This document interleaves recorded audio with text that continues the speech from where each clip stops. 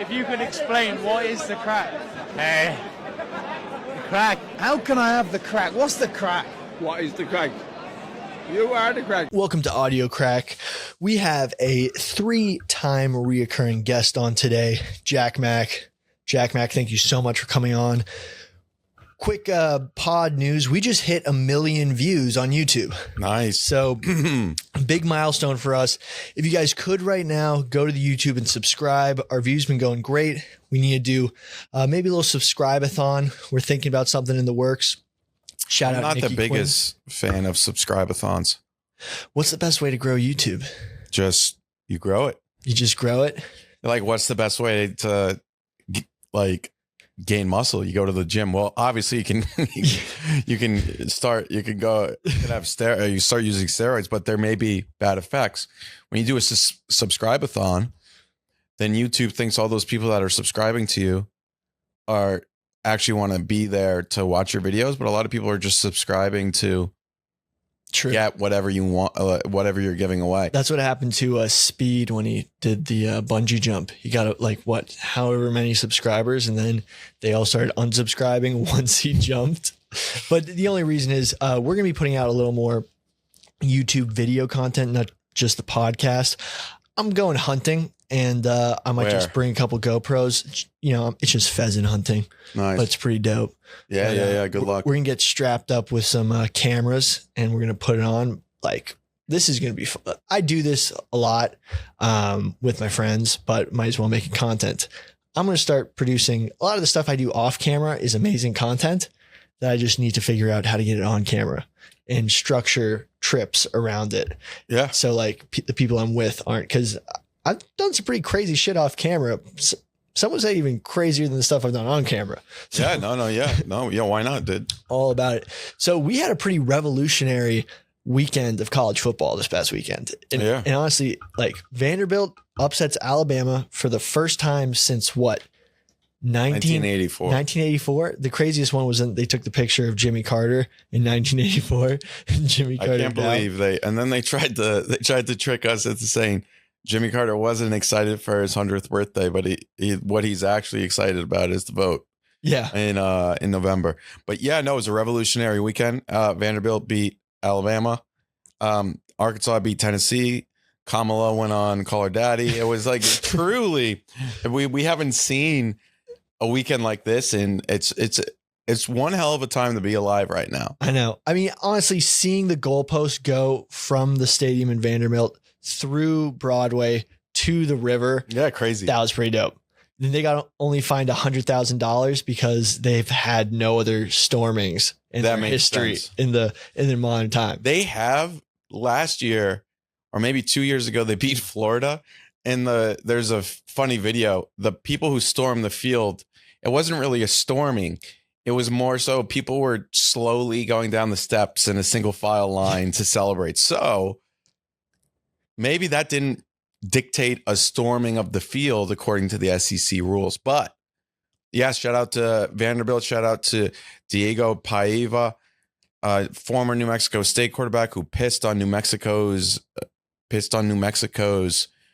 field in their logo. Oh yeah, that's Diego Paiva.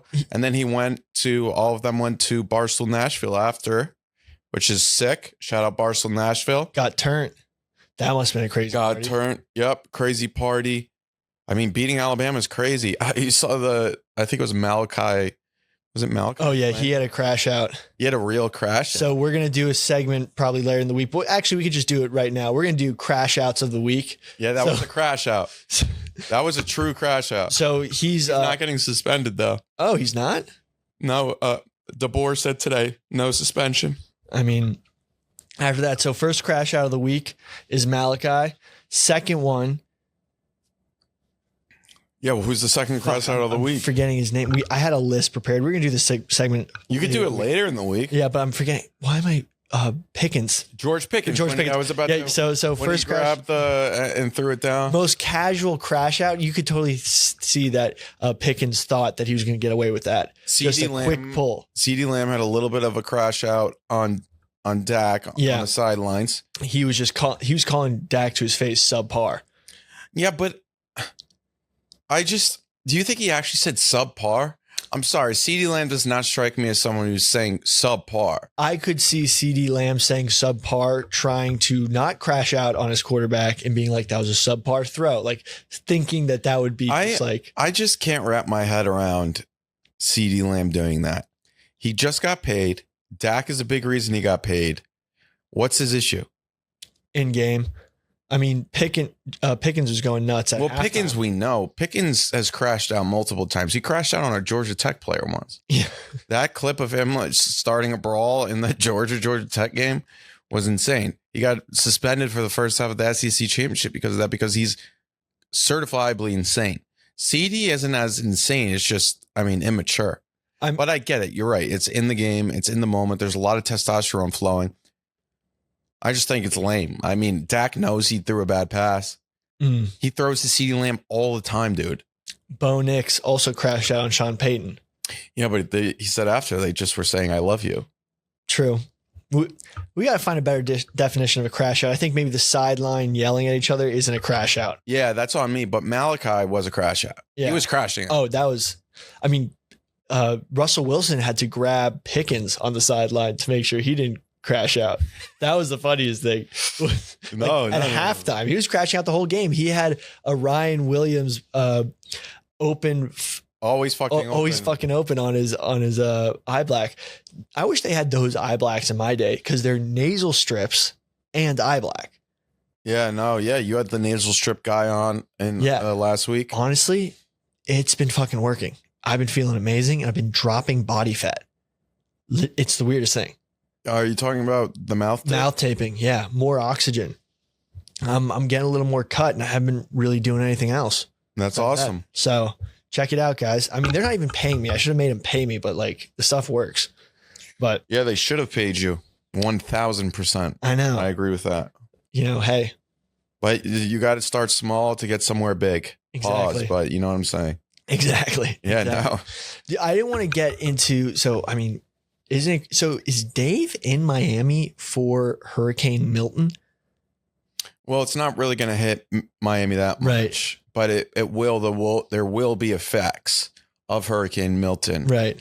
It's more because it's coming up the Gulf of Mexico, right, into the western side, of Florida. And Tampa Bay, St. Pete area is really, it's unfortunate because obviously they're just getting over Helene, which affected Tampa a little bit more other states. But this one's coming in. It changed from a tropical storm to a category 5 recently. Yeah, no, Cat 6. It's Cat 6 now. No, that's it's awful. Does that exist? I thought Cat 5 was the highest it could get. But I'm not a hurricane expert. There's no such thing as a category 6 hurricane. But you just invented it. Yeah. Jeez. That being said, awful stuff. Hopefully the people of Tampa are okay. Obviously right now they are as we're talking, but they're probably evacuating. Yeah. Did you see there was a video? There was just one car coming in. All the others were going out. That's there's so many of those videos from some the scariest events in history of just all the cars getting out. And then one coming in. Yeah. The crazy stuff is out of a lot of Western North Carolina is all the pilots. So I have a friend on the ground there who's been just saying tons of private pilots are flying in supplies. And a lot of them are being grounded by the FAA. Because that is happening. Yeah. Yeah. Pretty crazy event. I didn't think we'd get into this part, but I was just saying Hurricane Milton, with Dave. No, I see what you're saying. That connection is weird. There's a couple of other types of those in histories. There's a recent singer who had a show canceled because the hurricane was named after his ex-girlfriend. Weird. No, yeah. It's one of those one in a billion chances, but yeah, no. Hurricane Milton, it's coming, and it's hopefully we pray that it's not going to be as bad as Helene, but it's looking not good. It's gonna be bad. The one thing I did hear, now I don't want to get into some of the really out there conspiracy theories about the hurricanes, but this one actually has a little foundation. FSU has the largest magnet facility in the world. Number one in the world. And if you look at Hurricane Helene's trajectory, something about FSU made it turn. I know I saw this and I know it sounds crazy. So but what would that, how could we use that? Can you move all the magnets? So it's like, if it continues to turn, I don't know. The world's largest magnetic field laboratory at 330,000 square feet and highest powered facility with extremely quiet 40 megawatt power supply is the largest in the world. So they were saying that, like, and this is a little bit of TikTok science, but also I was looking at it and I cross-referenced it. Hurricanes are affected by the magnetic field of the earth. That's why they can't cross the equator. okay. And that's why, like hurricanes, I think hurricanes are only in the northern hemisphere, or That makes sense. or they just never cross the equator, but they spin differently. Okay. So they're saying that the magnetism of this one facility may be affecting the trajectory of the storms. And it's I've never gotten into weather stuff. Yeah. I know I've seen some stuff on Twitter. I really don't have a lot of thoughts on it. I know some people are saying a lot of stuff. I'm open to all ideas. I don't have a take on the weather. The magnet stuff is fascinating. The trajectory of Helene was wild. How it kind of went up and then to the side and then back up. Just awful. That part of America was not ready for it. And it's tough because obviously when we're looking at these pilots who want to do a good service, but they also need to shut down kind of the airwaves and whatnot for the other helicopters and whatnot so they can do what they need to do. But it kind of goes to show, at least in my opinion, oftentimes, and this is not, it's kind of ironic because the same people who are complaining about FEMA's response are the people that are saying this, but it kind of goes to the idea that we pay too much in taxes. Charity is going to always be more efficient, is always going to get more out there and whatnot. And there's always going to be people that stand up for what is quote unquote right in these situations. We just saw it in the hurricane. Now, there's also, as I'm talking, I could think about kind of the downside of possibly if charities only pick certain parts of the states or whatnot to respond to. Mhm. But that being said, it's not like FEMA's really responding in a great way either. That's why it always goes to the side. It's like, oh, what would you do without taxes, without these organizations? Charities exist. People like to help. Mhm. There's always people liking to help, but sometimes right now we're seeing people are getting landed. People are trying to deliver supplies, goods, needed medicine and whatnot. They're being landed. And then they're saying FEMA doesn't have enough money. There's no perfect way to handle this situation, quote unquote, politically, because this is one of the downsides to natural disasters. But, well, there's only downsides to natural disasters. But when you're in politics, you don't really campaign on, hey, I'm going to help you in your next natural disaster, because no one really thinks that far ahead. So I don't feel bad I do feel bad for all politicians in these situations, because it's an impossible situation to handle. Even during COVID, I felt bad for the politicians because there's no perfect way to go about it. Now, did they handle it in the right way? No. We've talked about COVID a billion times, but charity work will always take care of situations like this. But sometimes it feels as if they're battling against the government. Yeah. I mean, well said. I mean, it reminds me of Frank Underwood when they defunded FEMA. Was that in House of Cards? I didn't watch it, but and then the huge hurricane hit. That might have been a totally different presidential movie, but if they defund, it's just like there's no perfect way to go about it. We're kind of so far in this, mm-hmm.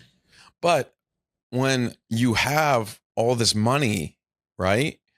And you're taxing all these people, and then you're saying we want to tax more, and then these government operations aren't really providing the best of help. There's people on both sides of the aisle that will agree that government operations are not run well. You're getting 5 cents on the dollar that you spend on them. So and I'm not saying now charities have their own issues as well. Natural disasters are awful. There's a lot of people that the entire lives are ruined forever now, which is awful. And that terrain up there is very difficult. It's not like you just drive in, but that's why it's weird where there's these people that are devoting their time, money, efforts to try to get the food in, trying to get medicine in and whatnot. And these people are saying, we haven't had this for days, and they're being told to be landed. Now, there may be aspects here that I don't understand. I mean, it's part of the whole issue is that you're in a mountainous region experiencing flooding, which is weird because it's high ground. But because of how much rain dropped in such little time, the mudslides and the flash floods that occurred is something that the region's probably never seen in known history and remembered history. So that's just the devastation's insane. No, the devastation's insane. There's no perfect way to respond to all of this. I mean, the thing is, it's a disaster. I mean, the government, it's a disaster. And it's not the government's fault, but I do feel as if there are some people that do have strong opinions that it could have been handled better. And there's people that want to help, but it seems as if they can't help. It should have the government needs to do better than $750 in the same thing they did with the Maui fires. That's just egregious. You see that? And with the Maui fires now, all these people are buying up that land left and right. Dude, I don't even want to think. There's a lot of stuff going on. And and I understand that's behind some conspiracy theories. There's no conspiracy theory now that billionaires are buying up land that were affected by the Maui fire right now. Now, does that mean that that means that this happened, that happened? What? No, I'm not saying that at all.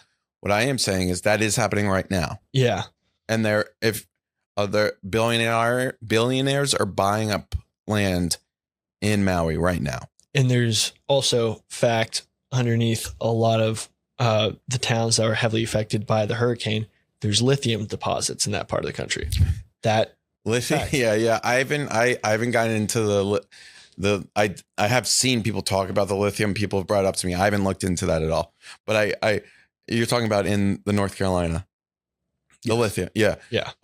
I've not. I did hear. I think I watched a TikTok or two, but I don't know anything about that outside of that. That people are discussing that. No, yeah, FEMA. I'm not a fan of. Just the government needs to stop sending money overseas and then spending such little money. Yeah, but it's impossible. But the money overseas, right? If you think about it, it's going back to America. And I know you know that. Yeah, but.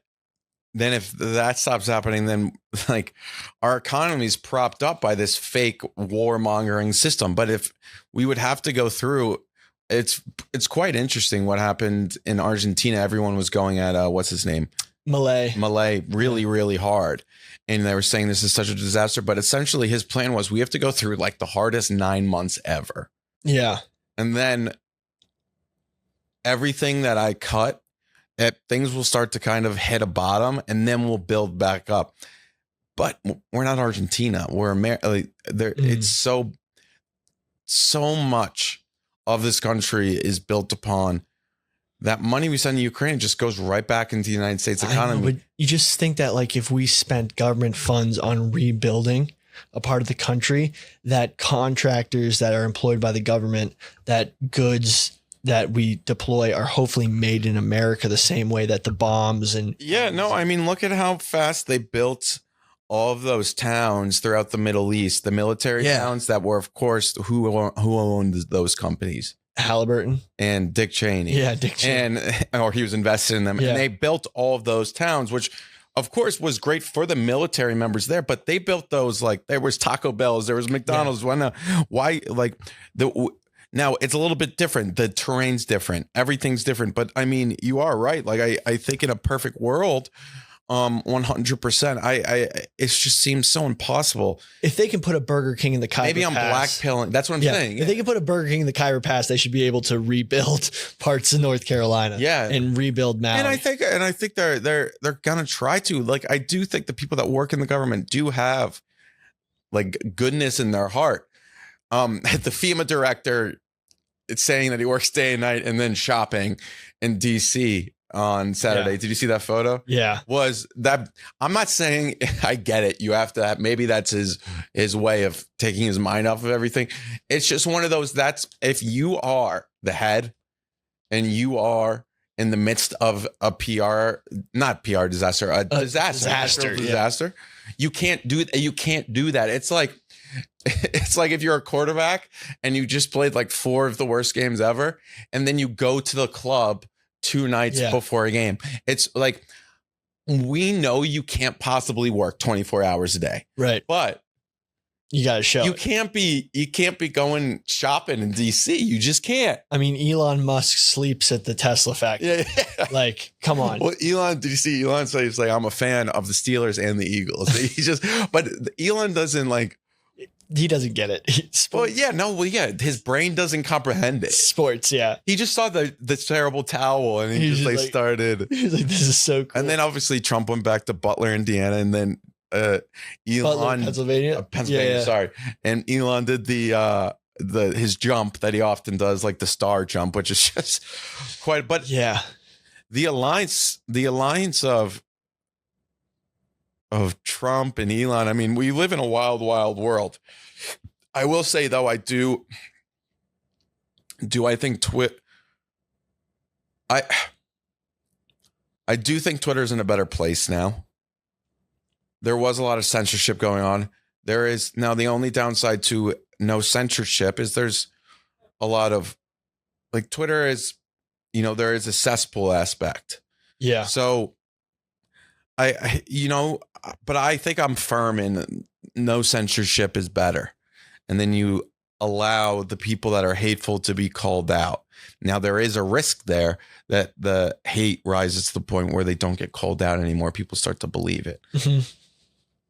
That being said, though, I think it's in a better place. I mean, Twitter really, really censored a lot of people during a very important time in our country's history. I know. And as you can see now, it's a place that people get a lot of information, right or wrong. But I mean, I don't know if it's Twitter chat. I think the community notes aspect's really good.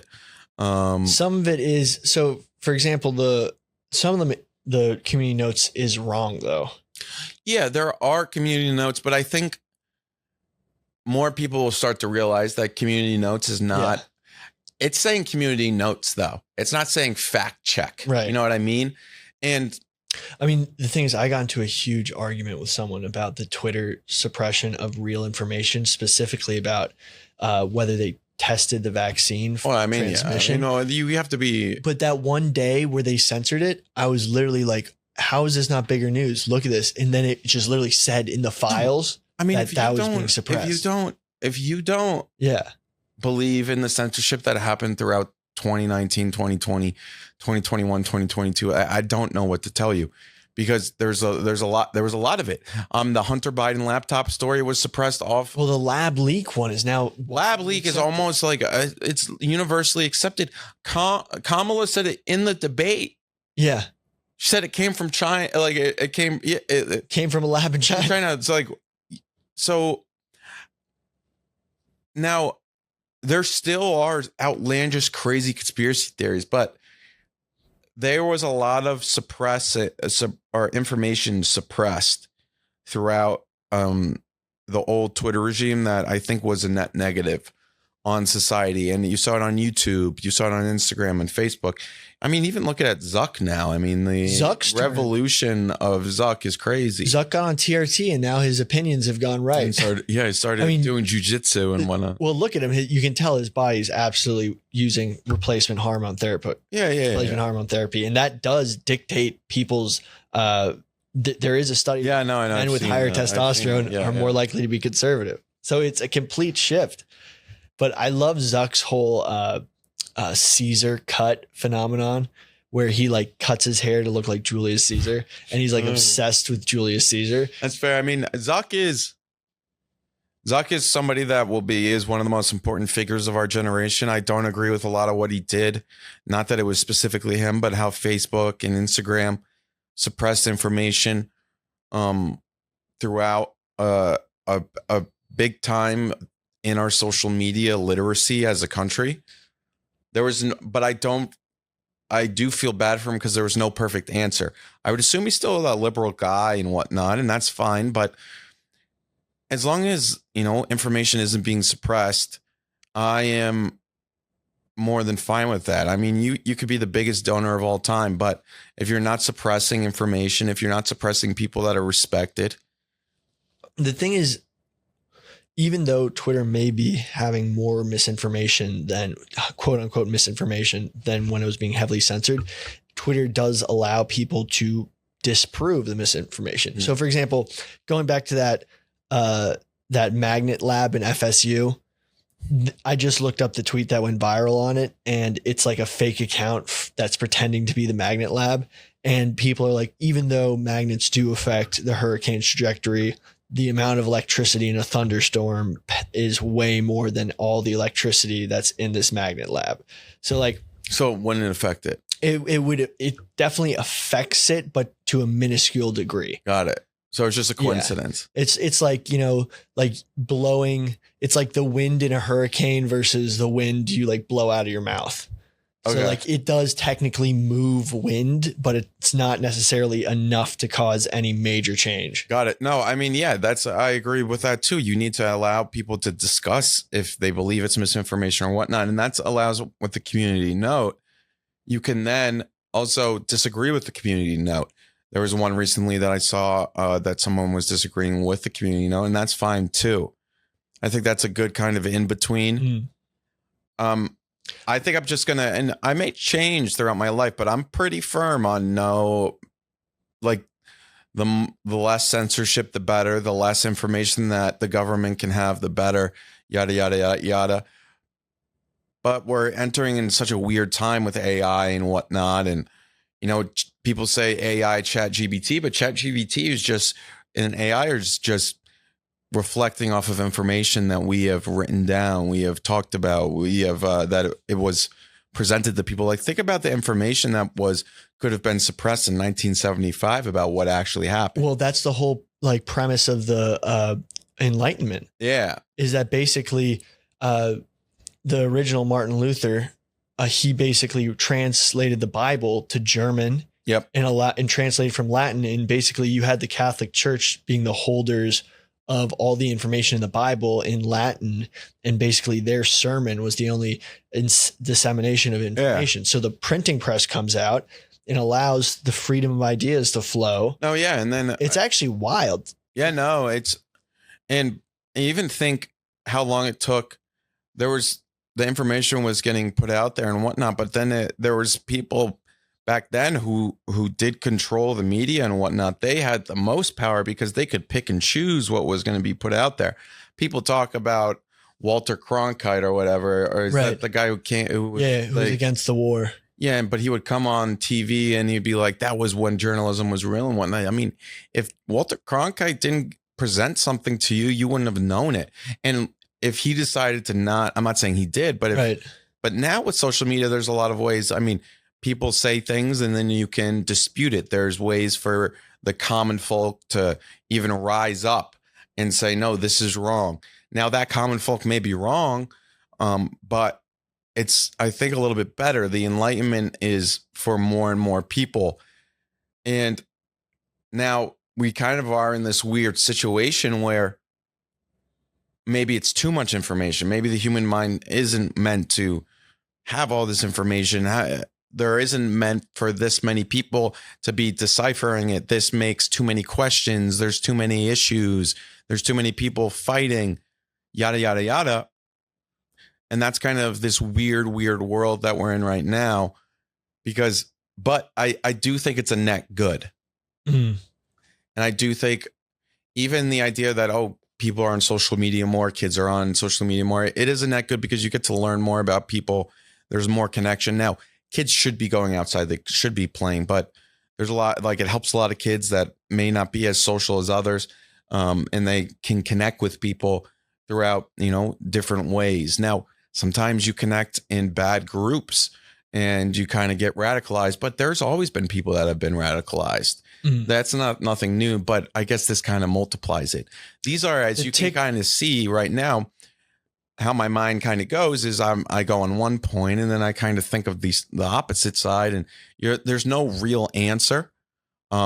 That's why misinformation, I think, of there. Well, have you been seeing how much stuff's out on TikTok, like directed propaganda on TikTok? In what way? What manner? Well, for example, I've been getting hit with a lot of AI translations of historical speeches. So I did see that stuff going viral, and and I saw, and there's a lot of figures throughout history that people are saying, I haven't seen those videos, but I did hear about them going viral. No, like, I think they're thrown. I think it's actually coming from places like Iran. So so that is something where are there people out there that are kind of, how we always said the next war would not be fought in person. Yeah. Which is probably true, although there are people still out there. There's service members of this country who've died. Right. There are soldiers in active wars, but they were saying the next war would be like cyber or whatnot. Now, and people always said it from the perspective of, they'll shut down the internet or whatnot, or maybe they're just attacking the information. Yeah, I don't know. But if you really wanted to.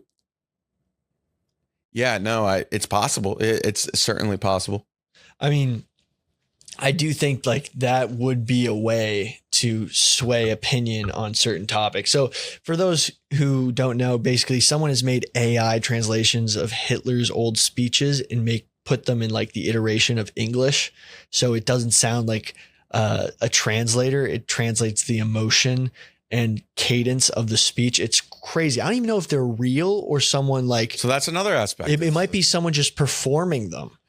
Yeah. And then also it's to really, if you only see a minute speech of Hitler, you probably should really be looking at maybe 4 hours, many more hours. You actually don't. Just don't. No. What I'm saying is from the perspective of you can see 1 minute, and that 1 minute may be like, oh, maybe this guy has a point, but then you like continue to listen. You're like, oh, wait, no, never mind. Yeah. But what I'm saying is you can see, I could listen to anybody for 30 seconds and it could be the person who wants to kill me, like kill Irish white guys. But he says something for 45 seconds. I only hear that. I'm like, maybe that guy's got a point. Yeah. So that's the clip aspect. Like we live in a clip farming society. Yeah. Oh, something I wanted to talk to you about is the new 23andMe news. Oh, yeah. The 23andMe, it's essentially gone bankrupt. Okay. And also, it's bankrupt, but what do companies want? Like, what does any company want about anybody? It's information. Right. Because it can be used for various topics, right? Various ways to target you. Now, maybe it's just information about, when you go to sleep, where you live, what kind of TV shows that you like, yada, yada, yada. And that's just for advertisers. And that's certainly in a way benign and not that big of a deal. But with 23andMe, if they have this huge bank of various people's DNAs from all walks of life, it just feels a little sinister. It feels like a Black Mirror episode. Now, maybe it's just nothing will come of it.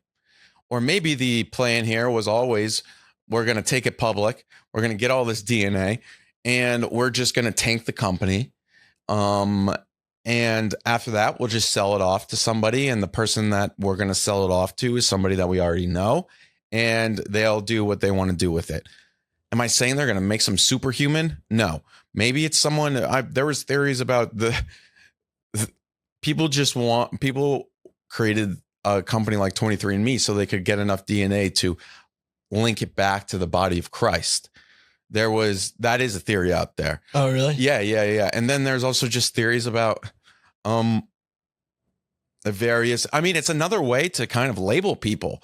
If you want to go back, we were just talking about we were just talking about Hitler. Think about what Hitler could have done with all this DNA information. Terrible things. Well, no, terrible things. What I'm saying is it would have been easy to, like, Ashkani Jew, right? Is that Yeah. Like that would have been able. What did they put the stars on them and whatnot? Like that awful stuff. So now, am I saying that this is what's happening? No, but what I am saying is one of the only things that you truly have now in this world that nobody else has is your DNA. It's yours, right? It can't really be copied. Maybe they're getting to the point where they can, and people will come back to me and say, look, if the government wants your DNA, they'd get it. Yes, that's true. But have the government, who's incompetent with everything, try to collect 350 million people's DNA. I mean, how are they going to do that? All this being said is also, let's say they do want that. We're paying for it. So it's just twice as dumb. Third, it's just so you can learn that, oh, you have ancestors in like Slovakia or something. What does that even mean?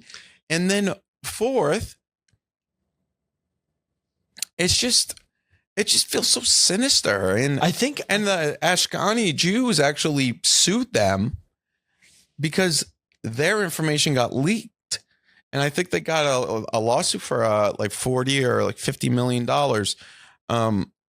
So as you could see, and obviously that group of people is quite, I mean, I don't know why you'd be part of that group of people and send off your DNA to 23andMe, but people thought that it was safe, but it wasn't safe. I low-key did Ancestry because I got it for Christmas one year.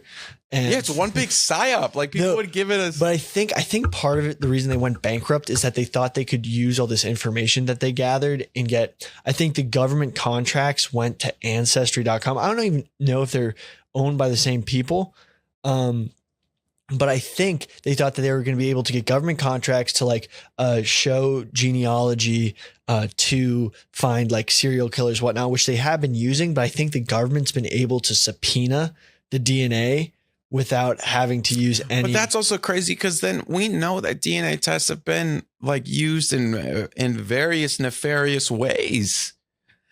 Like I don't want my DNA to be, but I mean, you can watch a Law and Order system, Law and Order from like 2000, where it's on a rerun at 1 a.m. on TBS or whatever. Yeah, and you'll see people, like there was like a African American being asked, just if you didn't do it, the police say if you didn't do it, just give us your DNA and we'll confirm it. You have nothing to hide.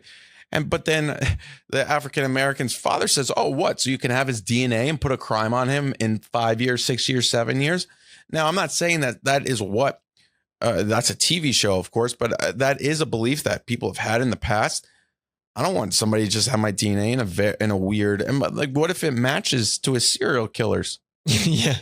I mean, I could be a serial killer, but I'm not. But I mean, you get pinned on it. It would suck if you like found out that one of your relatives was a serial. And also think about how much the DNA, how many times we've learned about bad DNA tests. Like, oh yeah, like every year they get better. Yeah. The one thing is, I think they were thinking that healthcare providers and insurance agencies would try to buy the information. So then they could use our DNA to charge us more for healthcare. Yes. Yeah, nice. That's awesome. But I think they realized that would never pass. Like go for Pats. I think they thought that they could sell. No, there's possibility. There's no sinister actions to the 23andMe. All I'm saying is it just wasn't worth a shot and wasn't worth the chance. And the company's failing, but. So you think that's why the whole board of directors and everyone jumped out? Oh, the board of directors jumped out because the woman, Susan Wojcicki, who passed away, so did her son. Her sister said, we want to take this private again because they went public and it was a failure. She said, we actually want to take it back into the private sector. The board of directors like, that's an awful idea. So that's why they resigned. Now, I mean, obviously, I could come here and be like, "Oh, of course you said that," and it's just, it's been one of my gut feelings that those companies are weird. Yeah. Now, do I have the greatest evidence in the world for that? No, but it's one of my gut feelings. Just like the insect companies. And did you see the top European insect farm is shut down? Not shut down. It went bankrupt. Over in Europe, we're going to defeat the insect. We're not going agenda. to eat the bugs. People aren't going to do that. And I will say, if there's something about people throughout the world and people, and it's always been this way. I mean, people kind of just don't do things when they're asked. And the human spirit is huge, and it will fight back against that. And the insects, the insect farms are just disgusting. I'm glad. I think it was in Europe. I think it's the largest insect farm in Europe that was trying to make lab grown meat and whatnot. I hope they all fail. Okay. If anybody, sometimes people ask like, "Oh, what brands would you not work with?" There's a few I wouldn't, but like ones that I definitely wouldn't work with are like Beyond Meat. I'd never work with Beyond Meat. I'd never work with any of the insect farming companies. They could pay me millions of dollars. Like, I'm never going to also, like, I don't know the number that the DNC would have to give me for, to endorse them. What about to be a Pfizer boy? Like Pfizer boy, I'd never do it. I think I'd go to hell. I think I'd go to hell. Jason is now, he's doing processed cereals. But they're still doing. Also, what do you think of the, like Mr. Beast and KSI and Logan Paul doing their own Lunchables? Yeah. I mean, they're just trying to make money. Yeah, I know. But like, I don't think there's anything behind it besides just trying to get cash grab. They have a bunch of, I think Prime isn't doing that well. And they're like, man, all of our, and Prime, like in theory, should have been a vitamin water. And they thought it would be like, it would go off like vitamin water and they'd be like 50 cent in, multi-million. I get the shot that they took there though. Say it again. Like I understand what they were trying to do there, because the way you really want to make money is like, obviously they get these ad deals and they make a lot of money. But if you want to become like truly crazy money, that's how you do it. But I think you have to own it. They realize that their fan base is much younger than they thought. And like, they're not out much younger, like the kid, like, like people who consume Lunchables. So it's not like, Mom, buy me Prime. And mom's like, no, drink water. Like, I control what comes into this household, like the barrier of entry. But you have them being like, you're a mom and you're like, oh, Lunchables or this other thing. What is even called? Lunchly. It's Lunchly or Lunchables. It's like, oh, I want Lunchly, and you don't give a fuck. It's cheap and easy for you, whichever one you choose. But the kid wants Lunchly, so okay, we'll get him Lunchly as opposed to Lunchables. I think that is the basis. No, I mean, I don't know. I don't know how Prime's doing. I did see that they delivered like 20,000 Prime to North Carolina, and people were like quote tweeting it. Like, imagine you haven't drank water, had food in 5 days, and the first thing that touches your lips is this like satanic drink that tastes like ass. Dude, I don't think Body Armor is an amazing energy drink. It has all the right electrolytes, and it's like this one's zero sugar. It's not even energy. Yeah. Well, I hope it's not energy, because I drank like 4 of them last night during the Mets game, and if there was caffeine in it, I would have been up all night, but I wasn't. But they do have the energy drinks. They have water. They have great product. Prime, on the other hand, is terrible. It basically, they made Gatorade with caffeine, but like it's not the right mixture. It's like, wait a second, it's a sports drink, but it's got caffeine like an energy drink. Like, it is just the worst for you. I don't know. I've had Prime a few times. I haven't really loved the taste. I do know that I do see people drinking it sometimes. Yeah. and they've sponsored a lot of things that I watch, but I'm gonna be honest. I just logged into my DNA because I haven't checked in a long time. yeah, and they said you're connected to 5 murders. No. They're actually. It's now you can compare your DNA to athletes in the Olympics. You see, this is fucking unbelievable. But it's actually really cool. My results are like performance traits, and it says most like. Now I'm not even quoting. I am quoting. Most likely to be naturally athletic. These are my traits. Most likely to be competitive, likely to desire to succeed, most likely to be determined, least likely to focus easily. And these are just absolutely me. Well, like, But I mean, that's like just saying, like, they just give you a horoscope and they're just like, yeah, like you want to find love. yeah, likely, most likely to be agile, likely to be naturally stronger, but it also says less likely to get stronger easily. Wow. Well, average recovery rate. I don't know. That's just, I feel like a lot of egotistical people like those little like nuggets about themselves. Like, oh, like, am I going to find something that I don't know about myself? No, I understand the appeal of it. I just think it's not worth the squeeze. The risk. I know. It's pretty cool, but I don't know. I'm probably gonna get linked to some, what if they're able to like go back in time and basically like, all the people that they cancel from history and they're like, you're responsible for your ancestors' sins. They're like, we have you down for like this exact crime that you're. No, they're going to use their DNA. They'd be like, you got to pay this much money back to these people. And they'd be like, well, that was like my quadruple grandfather. I didn't even know him. Well, you're related to him. Yeah. They were like, you're responsible for these crimes in this country. like in the middle of Europe. Yeah. And I'd be like, what? And they'd be like, well, your DNA is linked back to it. Like, but people say DNA, they hear DNA and they just go, oh, yep, 100%. Whatever you say about DNA is 100% truth. And then I don't know. And then if the government gets their hands on it, it's just, it's no good. Dude, like what about in like 100 years, my great grandchild is now being deemed, oh, your great grandfather had a podcast. And you can't go on the internet. And now you can't have any access to podcast equipment because it's very dangerous when your kind. Yes, that's what when your kind gets on the mic. When your kind white male gets on the mic. Yes. You are never allowed to touch a mic. Or it's like, yeah, you're 93% white male, like off to the gulag. 0.7%. Like off to the gulag. Trans woman. Yeah, like, oh, you have no trans inside of you? Off to the gulag. Like, we're putting your ass to work.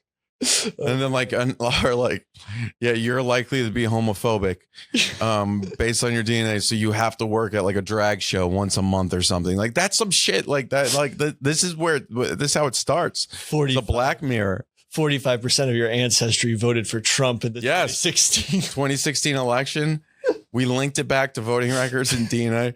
Yeah, or like 70% of your ancestors feel like the January 6th protest wasn't that bad.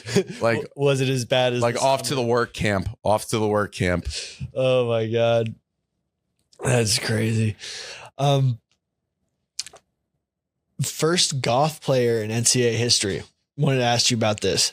Is this just someone who did it for the picture? No, or they're legit goth? They are legit goth. If you go on her Instagram, she's a Boise State beach volleyball player. I don't know if she's actually the first goth player. I just said that because I thought it was funny. And then I also said she's openly goth. And people were like, what do you mean openly goth? I was like, it's a fucking joke, you stupid idiots. But people were like, some people got it. She just is. She used to be a horse girl. Now she's goth, but she doesn't play in the goth attire. Oh. During the beach volleyball games, which I think is a little bit of a disadvantage. She should. It kind of is intimidating. Well, she definitely could get away with the dyed hair. Yep. And she definitely could smear sunscreen all over her face to make it look like the goth paint. She could, yeah. And do eye black to do. You could. Yeah. Well, I mean, I don't know who's stopping her. Maybe there are rules. I mean, this would be a great way. She's a very tall Boise State beach volleyball player, which is essentially like, instead of beach, they should just call it sand volleyball because obviously there's no beaches in Idaho. True. But they play, like, they just play on, You know how Yeah. they just play in like sand plots. Yeah. Like it's like a sandbox. Yeah, they're on college campuses all across the country. Yeah, exactly. Like they just play in sand. I mean, it's a real sport. Obviously, I'm an Olympic sport. I'm a fan. Oh yeah, I mean, we love volleyball. And then obviously there was the San Jose State trans volleyball player that has been big time in the news. People, because somebody commented on one of my posts about that, about the San Jose State player, and said, "Why don't we just get rid of women's volleyball? Would you really notice if it was gone?" And I was like, "Yeah, I would definitely. No, notice. I would notice. I would definitely notice that women's volleyball is gone When it's on, I watch. Yeah, and also like we love women's volleyball. What are you talking about? That's the one sport that like It's not, blowing up. Yeah, we're not. It's going nowhere. I'd probably say it's the number 2 NCAA women's sport to basketball recently. Well, women's volleyball, outside of jokes about the woman's playing it being hot, is a very entertaining game to watch. Yeah. Because it's a lot of back and forth, and it's a very easy system to understand. It's just you hit it over. You hit it over the net. There's people who spike it. You have to put it inside this box. There's people that are in certain areas and whatnot, and you can only hit it once, however many times, and no, it's certainly a very fast growing sport. Women's gymnastics is very popular too. I would say those three are kind of. Women's soccer is big, but I don't know. I don't think the women's soccer as a NCAA sport is as big as like basketball is obviously huge. Gymnastics obviously huge. Volleyball is continuing to get big. The women's volleyball games in Nebraska, Wisconsin, throughout the Big Ten, even in the like those UCLA teams, SEC teams are really good too. Thousands of people go, tens of thousands go to the Nebraska and Wisconsin games, and also a lot of these women on the NCAA teams, they have big presences on TikTok, and people like to follow along. So yeah, no, that sport is on the come up, quote unquote. Yeah. So actually, I just asked AI Perplexity, which is the only one that gives you citations. So women's volleyball is number 2 with 1.5 million viewers in the championship final, and soccer had 1.2 million viewers. That could be thrown off a little bit, though, because those numbers can be a little bit weird. Because if you just put it on ABC on a certain day, yeah.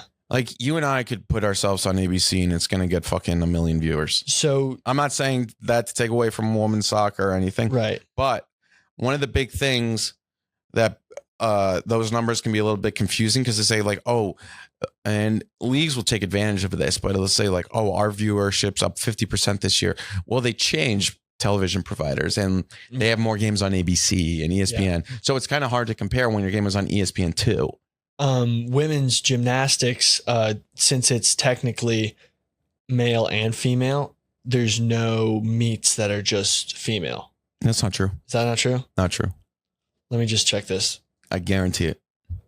I'll put my life on it. They get 1.32 million viewers in the. Oh no, yeah. Female only. Yeah, no, they. Yeah. No, yeah. I mean, there's various ways to show. Speaking of female gymnastics, Livy Dunn came to the office. Yeah, that was awesome. Thank you, Jack Mack. Yeah, no, she was really cool. She was only here for really 20 to 30 minutes. Yeah, but pretty cool. She was really nice. We did some videos, and that was that. Yeah. One time I haven't talked to her since. Did you ask her about Baby Gronk? No, I didn't. Is that overplayed? I want to talk to you about our presenting sponsor, Dub. Dub is a copy trading platform unlike any other.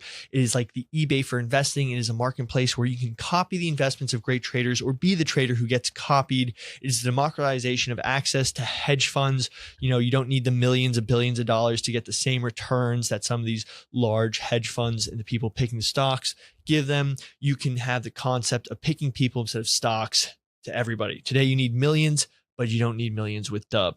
There's portfolios based on politicians, insiders, and hedge funds. Users have built portfolios that track their public trade filings. One of the top performers is the Pelosi portfolio, is up over 70% this year. Maybe because of some of her Visa trades. We'll see. Portfolios are built by up-and-coming traders. So some of the best portfolios are actually from users who have built portfolios with trading with tons of unique strategies. Some of them are beating Pelosi and now have thousands of copiers. Best part is no one can fake their performance because Dub is the first regulated copy trading platform. The company is regulated. Dub Capital is an SEC registered investment. That is the Securities and Exchange Commission, not the Southeastern Conference. And Dub Financial is a broker-dealer member of FINRA, just like Fidelity or Schwab. They're also SIPC insured up to $500K. And the trades happen automatically, so you can just put your money in, set it, and forget it. You don't have to check the market every day. They're trading for you, and it's easy. They just copy every trade automatically, and when the portfolio trades, you trade. It's so easy. Set it and forget it. So I'd recommend going to dubapp.com-Billy. That is dubapp.com-Billy. Use that sign up code. You can get $20 anytime you invite your friend for 1 week free trial. So look, if you invite your 10 friends in your fantasy football group chat, you'll get $200 if they all use your link. And then you can invest that money and grow it. It's amazing. Barstool Sports is a paid promoter for Dub and receives compensation for the promotion of its services. Check out dubapp.com-Billy. Past results do not guarantee future performances. Check out dubapp.com-Billy. Check it out. It's an awesome service. It's going to revolutionize how people trade. Yeah, and Baby Gronk's dad sends me messages all the time, and I just want to separate myself from Baby Gronk. You know what? I Baby Gronk, if you want to come on the podcast. Him and his dad should come on. But no, Baby Gronk. Baby Gronk, I will say, I see these videos of him because I do follow him on Instagram. He's the biggest kid in his class still to this day, and it seems like he's continuing to grow. But his dad's not that big, so it'll be interesting to see how big he gets. Yeah, it's gonna be one of those things. He is dominating. The best, and people have tweeted this, and it's gone viral. The best option is for Baby Gronk to be actually sick at football. Yeah. Like if he actually is a top recruit. Oh, yeah, absolutely. Let's say he goes to Texas. For his sake. Oh, well, yeah. For his mental health, the only way this turns out with a decent, happy ending is him getting an NIL deal. No. It's, Baby Gronk. No, I'm worried about the kid. Yeah, no, I try. I think it's pretty, I'm not a parent, so I don't know. Maybe the kid's having fun. I don't know. Coming from was supposed to play D3 football and didn't have the best career with the name Billy Football from Barstool. It's traumatic. The traumatic mental aspect of oh my God, I'm a complete fucking fraud. What am I doing? Yeah, it's like you're a failure, quote unquote. That in Baby Gronk's shoes is going to be much more. I was able to be okay, wait, I had success in high school. I have so many other interests and then there's various things that went against you that was unfair. But Baby Gronk is it's a decade of Billy football. Yeah. Decade plus. Mine was just 2 months. And obviously that name follows you, but Baby Gronk is, he goes to these, he goes hard. And he goes to these events and he's doing these videos with 18 to 22 year old, not just Libby Dunn, but OnlyFans models and whatnot. No, it's certainly a aggressive way of parenting. I try not to, because the kid does seem happy, but we only see that. But it's tough. It's I try not to, but you are right. If you really want to make a great football player, you have to play Pop Warner football. Right. Play and then just play sports. And then once they get to middle school or whatnot in high school and they're really good, it's okay, let's focus in on this if you really like it. But the specialization, football is not a sport where it's you can't specialize in it. Yeah, it's impossible because it's impossible. It's too violent. So, but the specialization of you could play tennis and soccer, by the time you're around 10, it's kind of clear. Okay, this kid's something or not.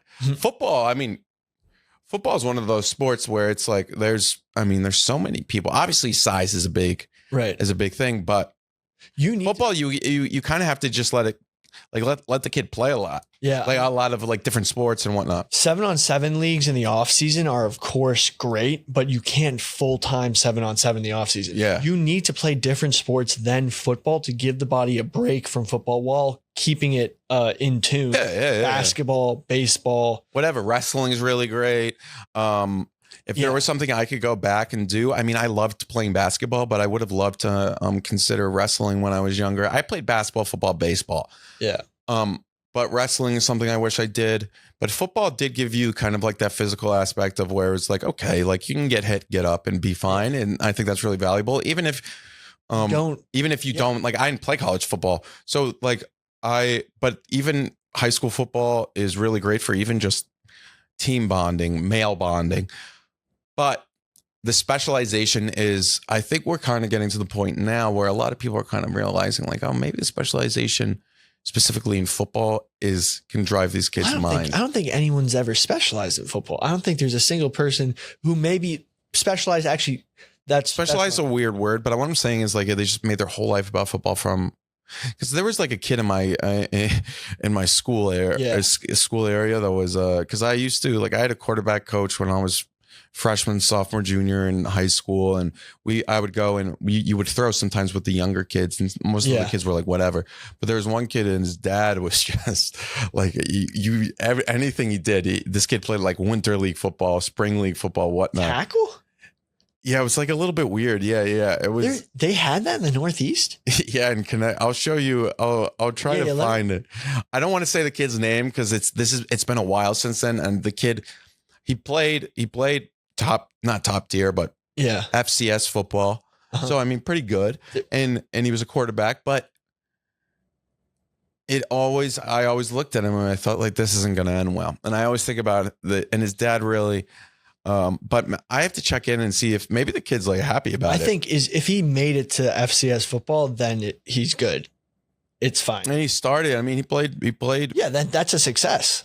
Yeah. Now I'm wishing that I played year-round football. No, but it's one of those things where you can't specialize in football and then like play tackle football year-round, but you can lift outside of football. Yeah.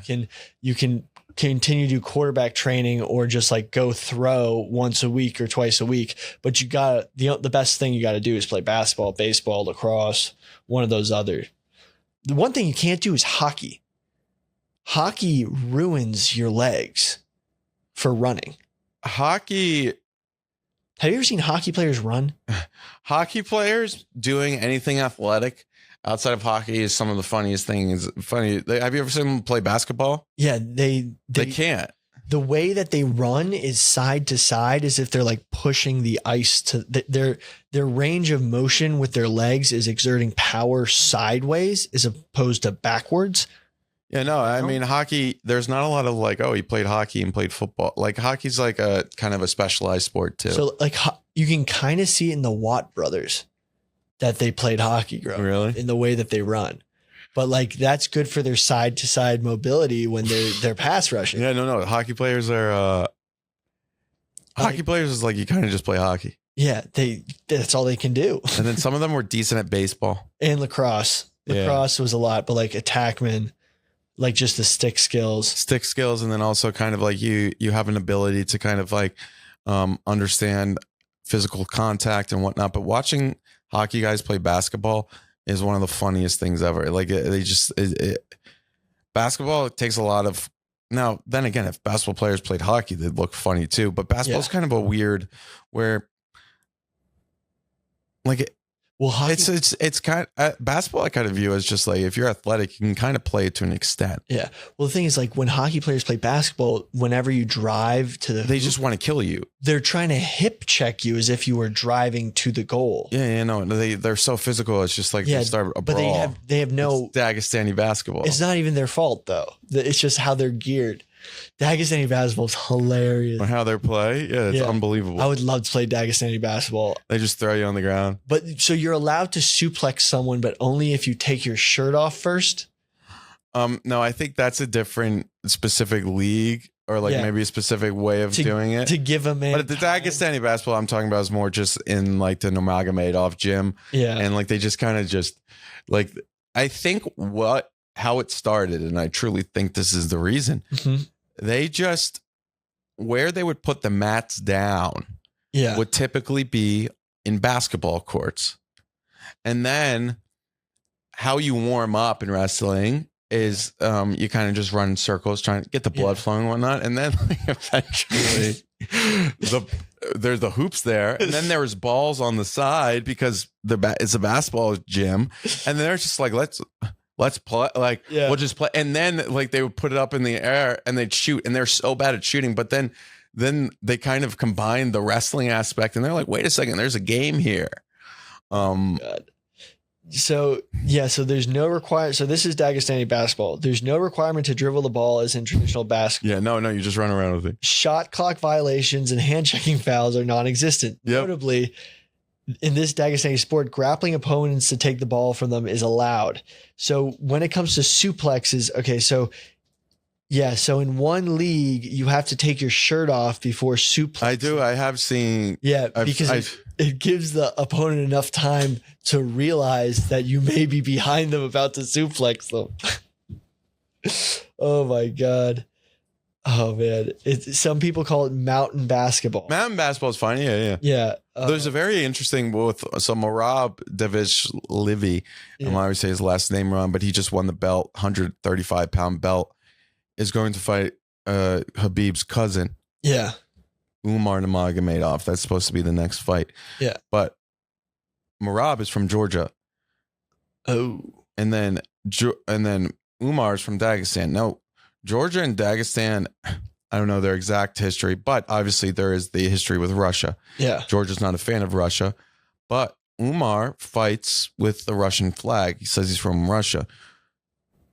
Marab says, you're from Dagestan. Like you should say you're Dagestani.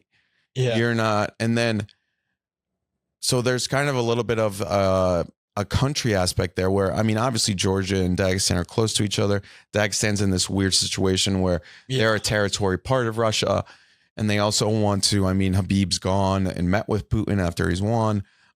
They take pride in Russia. And then you have this Georgian fighter who's not too far off from Dagestan, kind of like, mountains and Georgia's whatnot. still independent though. No, I know. Yeah. Georgia is independent. Right. But Marab has always said, and he's been saying it recently, like, Umar, like, you're not from Russia, you're from Dagestan, because he thinks it's like disrespect. And he's also saying, this is true, like the Russians have not always been great to the Dagestani people. So he's saying, like, why do you say you're from Russia? Now, that crew, the Islam Makhachev, Habib, Umar, it's like they just say, like, brother, like we want, like, you should not be talking to us about where we from. Like, we just want to fight. We can fight in Mountain. We can fight wherever. So like when Islam got told about it, he just started laughing. He's like, why is this guy talking about, like, brother, why is he talking about where I'm from? He's like, I'm from Dagestan and Russia. You're from Georgia, brother. Yeah. And he's like, but Umar's going to fight you. But Umar made it Marab made it a clear point to talk about this in his post-fight press conference after he beat Sugar Sean O'Malley. Well, I think it's sort of like, oh, you're owned by the Russian Empire. And then obviously the Georgia's independence and whatnot.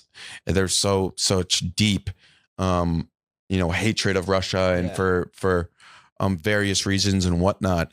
So, but he essentially doesn't hate Umar because he's Russian. But he is like, why are you identifying with Russia?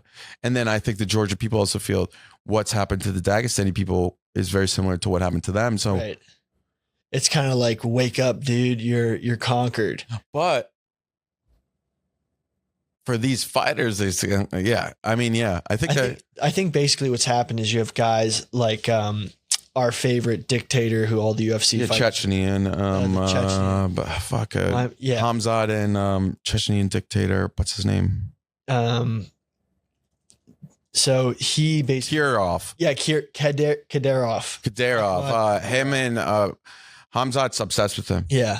Hamzat says the only way he's going to be able to fight is because Hamzat's not allowed to fight in America right now. Yeah. Because of his connection with him. But he said if Donald Trump wins, he's going to be able to fight in America. Yeah. So Hamzat is cheering for Donald Trump to win the election. Well, what's insane is that I think what happens is that Russia props up dictators like him to rule the state. And he's like, as long as you like pledge allegiance to Russia and you like can practice your own identities, we'll keep paying you as long as you keep peace in the region and supply your men for war. That's the biggest thing. Yeah. And he did. Like they have supplied the Chechenian people for. Oh my God. Did you hear the story about Kadyrov's Cybertruck?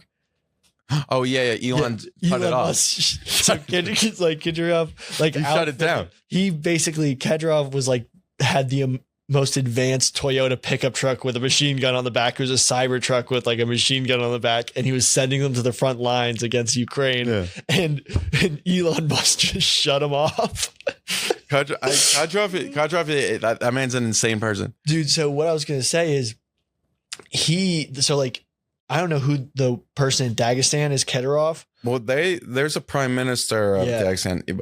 I think it's a little bit different from Kadyrov. Like I think I don't know how legit the election They might have is. like a regular, like different governments for different states. That's so weird. There's not like Chechnya is much more like dictator. Yeah. Dagestan, there is a prime minister. Yeah.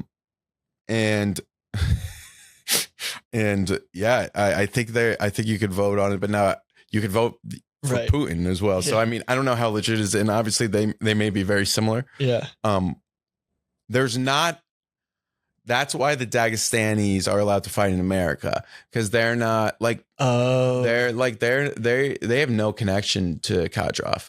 I'm sure they've ran in some similar circles, but they don't support Kadyrov, at least publicly and whatnot. Yeah, Kadyrov was sending soldiers to Afghanistan. There was Chechens fighting in Iraq, in Afghanistan, trying to kill Americans. Yeah. Rob O'Neill recently talked about this. He was like, yeah, dude, I was in a battlefield and I saw the guy shooting at me had a ginger beard just like me. And I was like, oh fuck, they're Chechens. But speaking of that, another ginger scary ass, I don't even know where. Sharaputin. Yeah, Sharabulet. Yeah, is that his name? Sharabulet? Sharabulet. He's got one eye, dude. He has one eye. He's from Dagestan, but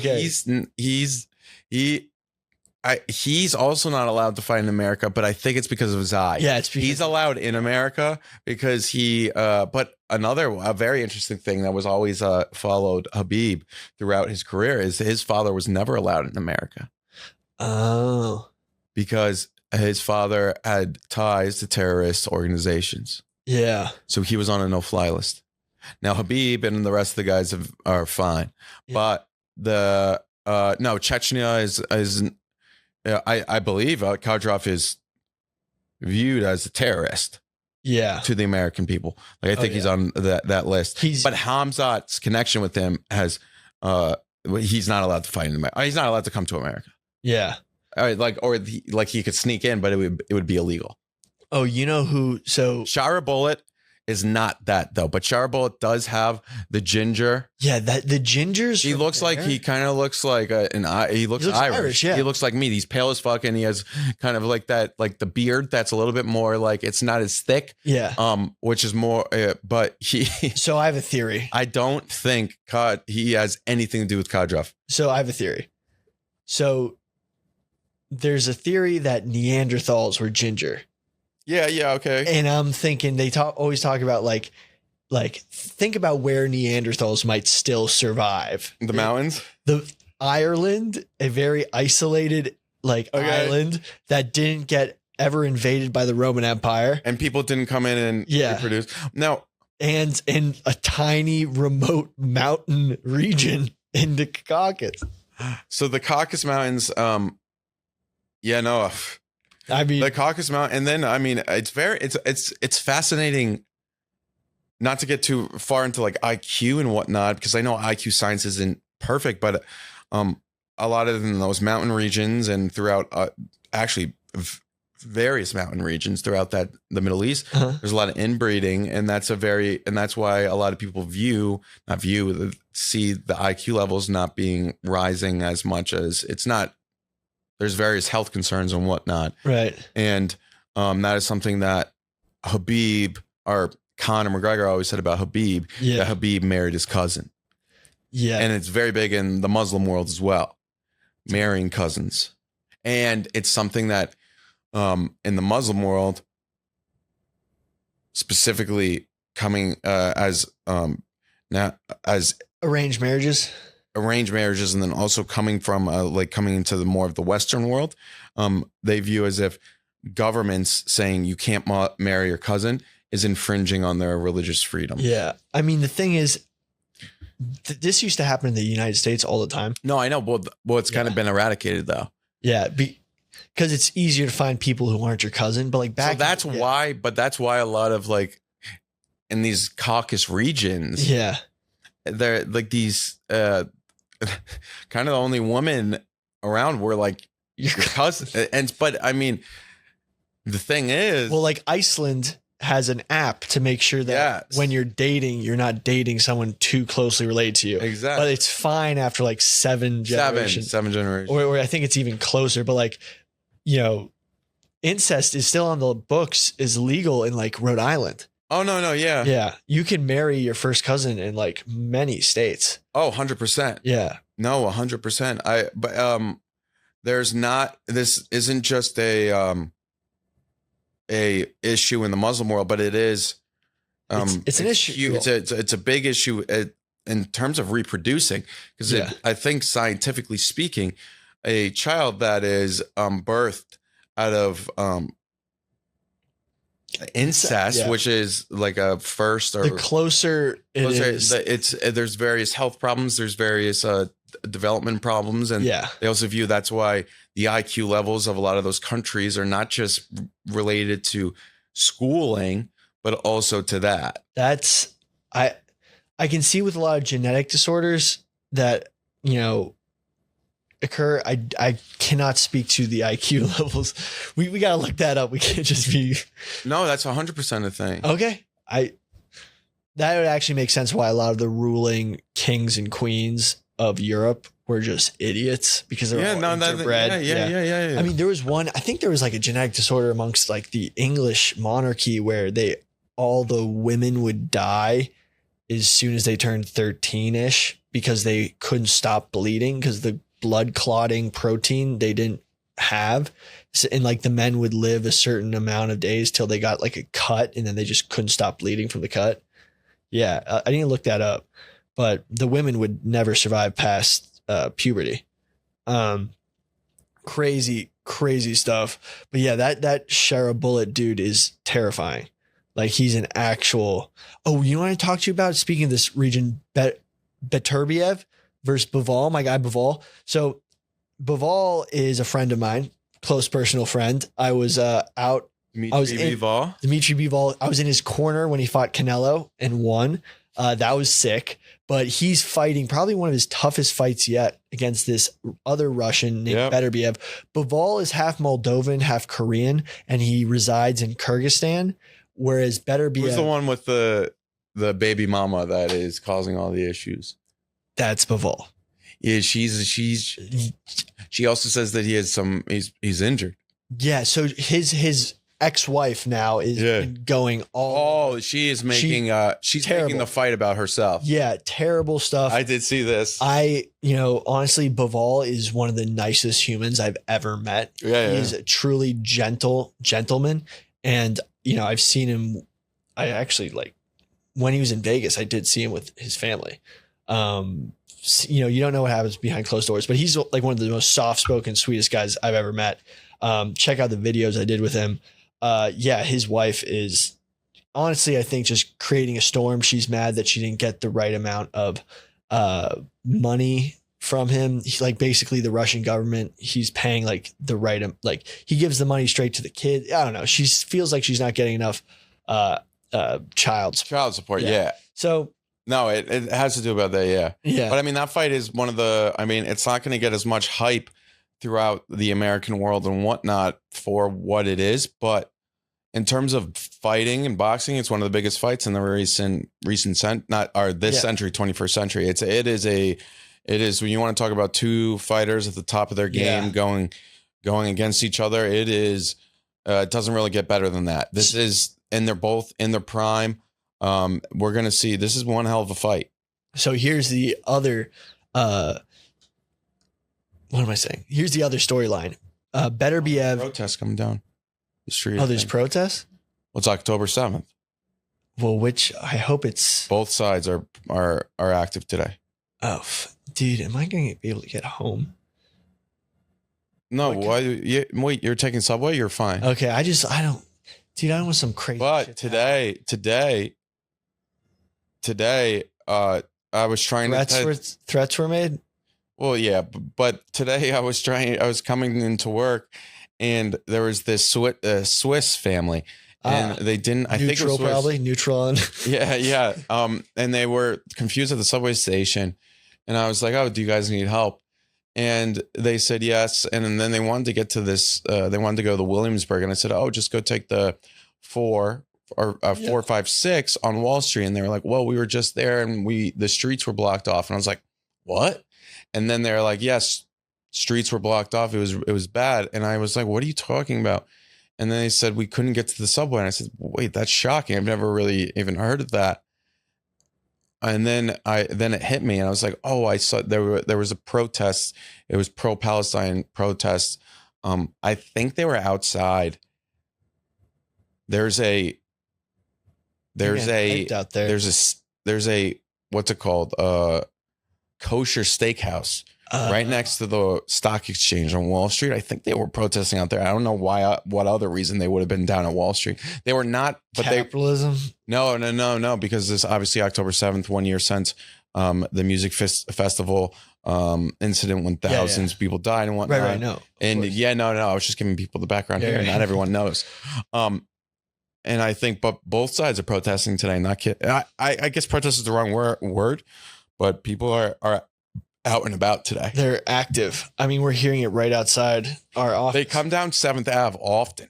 Yeah. There's something maybe because the police allow it to happen, they essentially want to be told, so then they can control it. So they'll kind of block off a certain a certain street. And 7th Ave, I think, is one that they like to do. Yeah. And then maybe these people like to go past all the way up to Times Square. Yeah, I mean, that would be it's a good place to handle people in New York. I mean, they do it during New Year's Eve. That if I was the city, I'd want them there. Oh, fucking, you know where I've been? In Mayor Adams, his fucking ass. I mean, basically the whole park I run with my dog every day is totally shut down because he's a dickhead. And I have I can't do my regular run, and my dog's favorite poop spot is now like behind a gate. So I can't even do my regular shit every morning because Mayor Adams is a dickhead and he doesn't even live there. That pisses me off. Yeah, Mayor Adams is I mean, you want to talk about a guy who just doesn't give a fuck. That's Mayor Adams. He was getting fucking cash. Gold bars from Turkey. Yeah, no, that guy, he is making his life is it's Mayor Adams. It's Mayor Adams' world. We are living in it. He is not backing down. He's continuing to make public appearances, and I got to say, it's quite funny though that a year ago, almost to the day of him getting indicted, he gave the keys to New York City to P. Diddy. It's just dude. And then the P. Diddy stuff. Who knows where we're gonna get there? I mean, who really knows? I mean, that stuff I think goes deep, bro. I have the sexual blackmail aspects of it. I think go deep. I have some. That's some Epstein shit. There's I think there will be an. There might be someone who that we know who Dante. No, that is.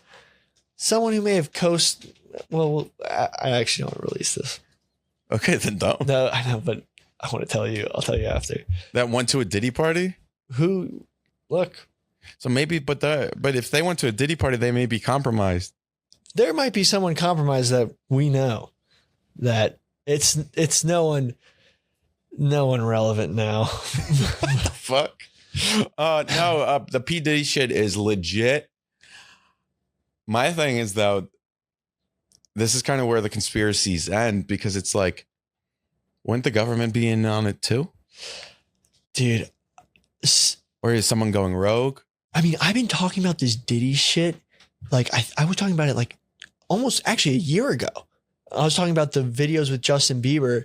That shit is weird, bro. When you remove the funny aspects of the P. Diddy shit and you truly, really think about it, there's some scary shit going on out there. Yeah. I mean, and if you think it's kind of hard to remove it, because it's okay, so everyone's accepted that weird shit happens to the Nickelodeon kids. Yeah. Do you think that wasn't happening? Also, I mean, it's pretty clear what happened to P. Diddy. P. Diddy was given a record label at 22. Wonder how he got that.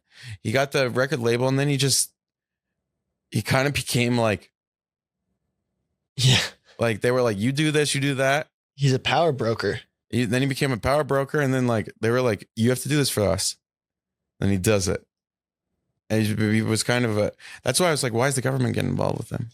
I mean, the thing is, the people who are sighing a huge sigh of relief are anyone on the Epstein list, because now everyone's talking about Diddy and no one's asking about anyone on the Epstein list. So the building that it may be on both. Yeah. the person who, the building that Mayor Adams was granting certificates of occupancy for in exchange for gold bribes is the Turkish House, which is a huge building right in front of the United Nations. Yeah. And that is an apartment building. Yeah. And may have not gotten fully inspected. Yes. Because Mayor Adams, whenever the fire department was trying to say, hey, like, this is not fire code acceptable, there's various issues. Mayor Adams was like, that's no, that's not a thing. Like you have to push this through. So now there's various concerns that place is not safe to live in. I guarantee it's up to Turkish standards, because they're the type of like the country is definitely, they brought in their own building crews. Yeah. Because building in New York, and I think one of the other things is they didn't have to do their union requirements of like only Americans have to do shit like that. Yeah. And other people come in, they buy our land, they buy whatnot. And then if Americans ever like want to get anything done and they don't do union, then they get completely killed. But like government shit like this. Yeah. I mean, it's wild. But so do you think Eric Adams was at Diddy parties? Probably, bro. He was the commissioner of the NYPD. Mayor Adams likes to party. He does like to party. He's probably there. Yeah, of course. Dude. And then obviously people like that, they love to have political connections. And if now the question is, it's like, what? So the music industry is falling. Yep. Like, what about sports? I think that might be in with the music industry. Yeah, but then sports is a true like Odell, that video of Odell and Justin Bieber. But I think they're just doing coke. But it's kind of tough with sports because you can't really like industry plant somebody. And like you except Bronny James. Well, yeah, that's a little bit different. But like you can't just like keep putting a bad quarterback out there. Like it's like like Tim Boyle, you can't just start him. Like it's like, oh well, Tim Boyle sucked me off, so you have to play him every day. It's like that's impossible.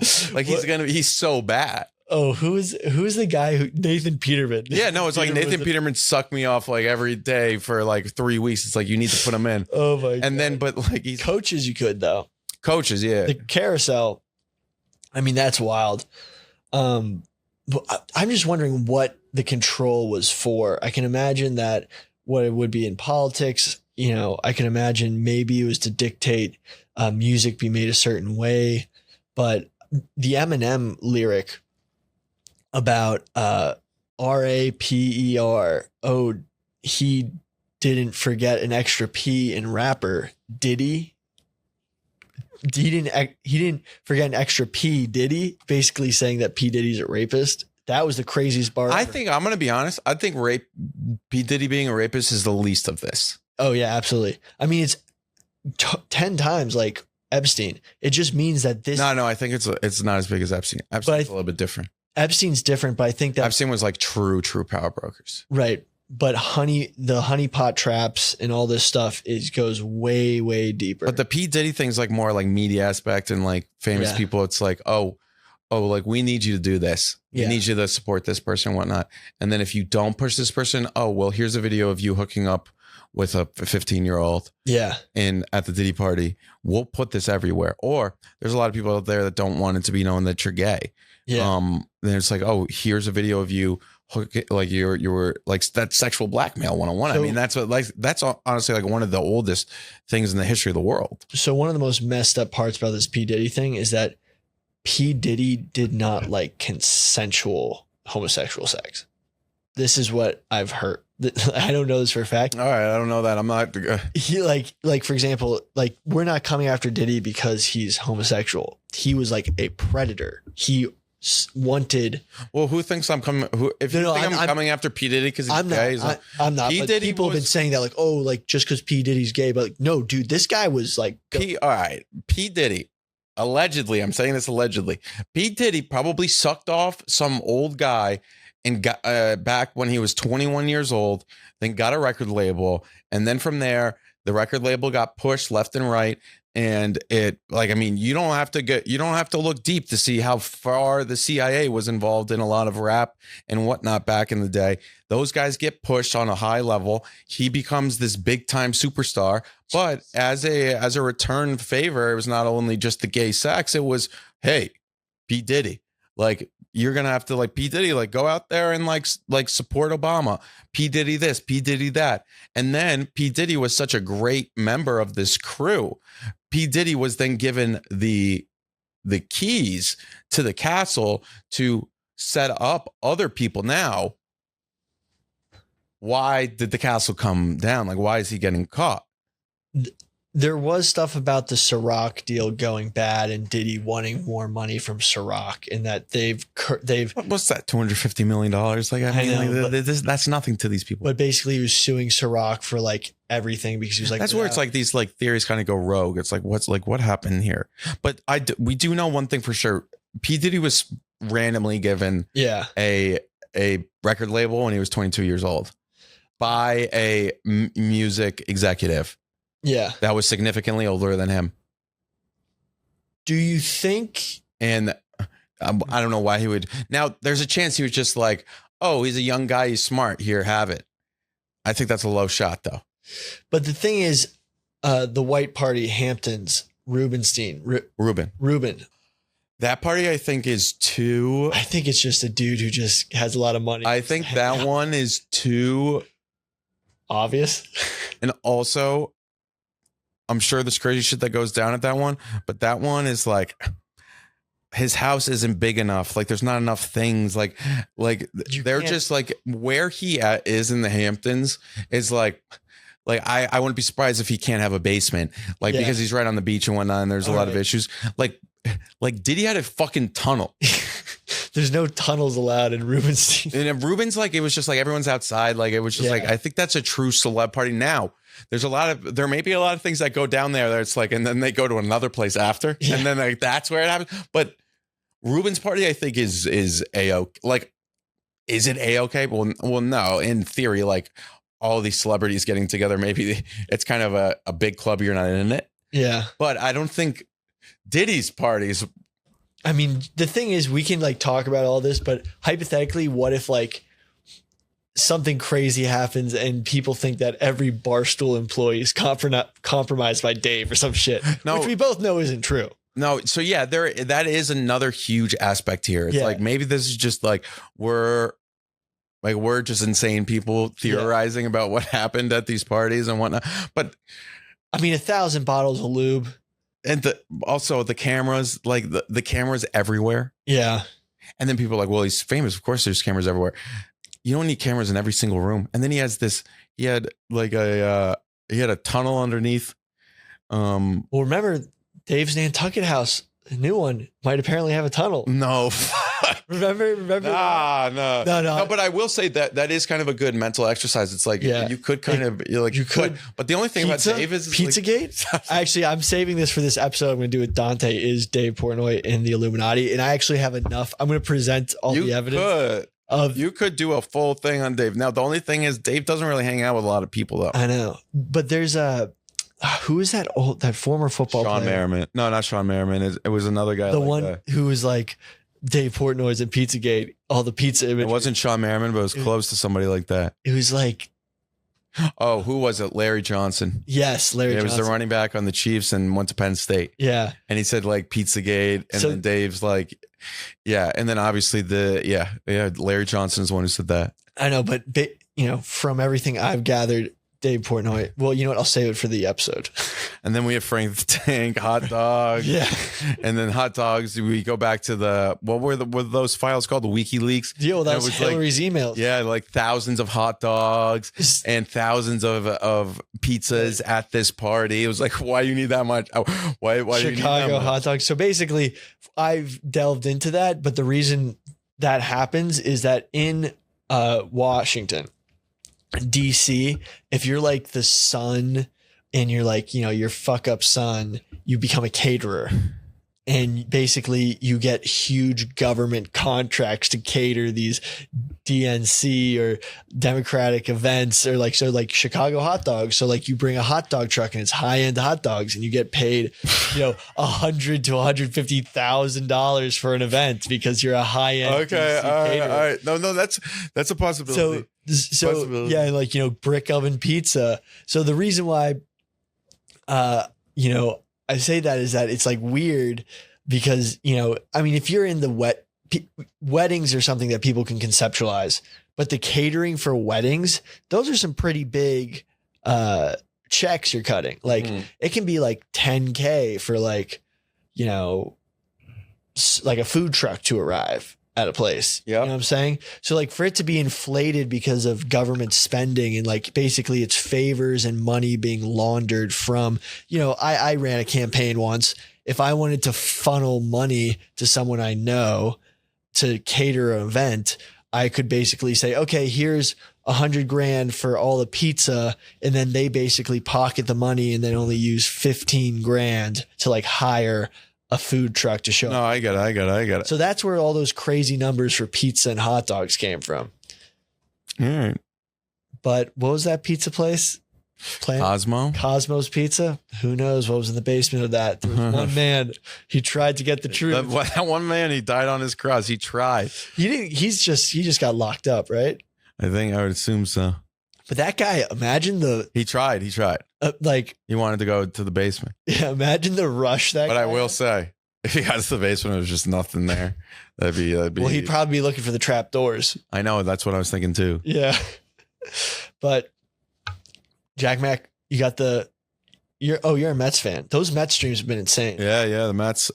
What happens if they win and does Frank just die? No, I think. What's his existence? I think if the Mets win the World Series, I think Frank exercises his demons. Like this is like we get a better Frank the Tank if the Mets win the World Series. But like, is he gonna? No, I think he just disappear. I think he just becomes more calm. Oh my God, jeez. So his anger is just released. But what happens when that happens? You can kind of see now this series doesn't really get angry when they lose because he says like we're playing with house money. Oh my God. Now, obviously it's 1-1 on this Monday. And then and then tomorrow game 3, roll from there. It would be nice if they could get to the NLCS. You never know from there. I honestly think that if the Mets win, the heavens are going to open up and Frank's literally going to be beamed into heaven and like on stream, just the heavens open up and he just slowly rises and leaves the stream. Everyone's like, Frank, where are you going? He's like, I can go now. It's over. But yeah, crazy. Well, Jack Mac, thank you so much for coming on. Check out Jack Mac on TikTok. He is about, knock on wood, he's about to hit 1 million on TikTok. Please help contribute to that. Yeah, we're close. Hopefully the gods that are that control TikTok, aka China, does not shut me off before I get there. Whatever happened with that? I think it's just kind of on the back burner until there's a new president. Yeah. There's nothing really has happened since. Because I think if Trump wins, it's like almost guaranteed to not. Yeah. So and then I think even if Kamala wins, she's gonna just kind of put the hodgepodge on it. Yeah. Because Kamala, queen, boss ass bitch. Brat. No, Brat Summer's over. Oh. What's the fall? She doesn't give a fuck. Dude. Demir fall. Like she doesn't give a fuck. Fucking. But we're so close to the election. It's going to be a crazy 30 days. Oh shit. You saw the movement on the poly market today? Trump's up to 54%. You think that His biggest lead since Kamala came in. Now, Call Her Daddy? that would be so funny if it was called. I don't think it was Call Her Daddy. I think internal polls from Walls is fucking. Walls is a disaster. Dude, everyone's now. I think Walls is one of the worst VP picks of all time, up there with Sarah Palin. He's awful. Kamala was always a threat. I think that was pretty clear. She's still a threat to the Republican Party, to Donald Trump and whatnot. Kamala's like, she's legit. People like her, but Walls is just like, it will go like, how much do people care about the VP candidate? I mean, like, Walls is just, dude. All it does is lie. The man's like whole life is a lie. Dude, he's basically, I've heard this from the source in northern Minnesota. They're like, this guy pretends to wear hunting hats. Yeah, no, he just to like drink beer and shoot deer. This guy does none of that. He's like, I don't think he's ever told the truth in his life. Yeah, that whole. And he also just looks so confused all the time. He just looks confused. Yeah. He looks like that dopey dad from like a sitcom. You can now see how Minneapolis burned to the. Well, his wife enjoyed the smell of the burning tires. Jeez. Did you hear? Yeah. She said she left the windows open so she could smell it. I know a lot of Minnesotans and Minneapolis residents who despise Walls. No, Walls is not a love guy. He's not loved by a lot of people. I went to the Minnesota State Fair. Yeah, I know. You've shown me. There's literally a huge like anti-Walls movement in the fair. He's not a good old boy. He doesn't shoot deer up north. He doesn't even drink beer apparently. And they're like, why is he fat if he doesn't drink beer? Because he's doing weird shit. Yeah, no, I mean, Walls is just like, I think they could have had so many better picks.